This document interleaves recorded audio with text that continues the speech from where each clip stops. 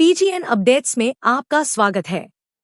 अपनी राय प्रेसिडेंट द्रौपदी मुर्मू के संबोधन के मुद्दों पर देते हुए एमीन सांसद असदुद्दीन ओवैसी ने अल्पसंख्यक मुद्दों और बेरोजगारी के उल्लेख की अनुपस्थिति पर चिंताएं जताईं। पहले तो यह है कि बीजेपी अभी भी ये समझ रही है कि वो 2019 के रिजल्ट में है। तो अभी उर्दू में कहते हैं कि अभी ख्वाब गफलत से बेदार नहीं हुए हैं। दूसरी बात यह है कि इस पूरे प्रेसिडेंट के एड्रेस में कहीं पर भी लफ्ज़ माइनॉरिटी का इस्तेमाल नहीं हुआ। आखिर क्यों? भाई, संविधान की आप बात करते हैं तो संविधान में आर्टिकल 30 में लिखा नहीं है माइनॉरिटी, तो इतनी नफरत क्यों है? तीसरा यह है कि नौजवानों की बात हो रही है, बेरोजगारी तो उनका मुकद्दर बना कर रख दिया। सबसे ज्यादा बेरोजगार अगर कोई इस देश में है तो नौजवान हैं, उनके बारे में सिर्फ बातें हो रही हैं।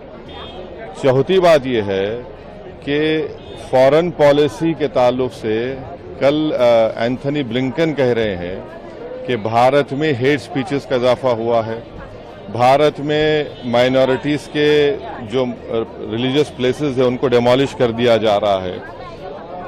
पांचवी बात यह है कि कोई देश को राह दिखाने के लिए कि सरकार क्या करने वाली है इकोनॉमी को रिवाइव करने के लिए, कुछ जिक्र नहीं है।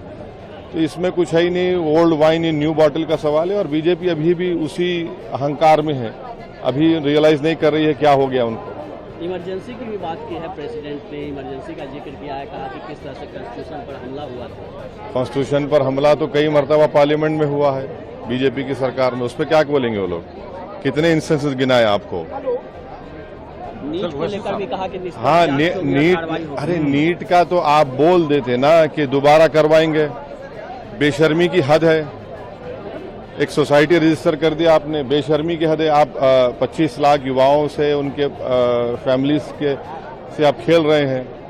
पेपर लीक हो जाता है एक दिन पहले, हर जगह लीक ही लीक हो रहा है, कहाँ की लीक नहीं हो रहा है? तो नीट को दोबारा करवाना चाहिए, उसका जिक्र ही नहीं है।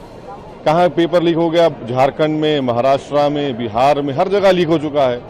और प्रधानमंत्री झूठ बोलते, ना खाऊंगा ना खाने दूंगा, सब खा रहे हैं, लीक हो रहा है। बने रहें, लाइक करें और सब्सक्राइब करें।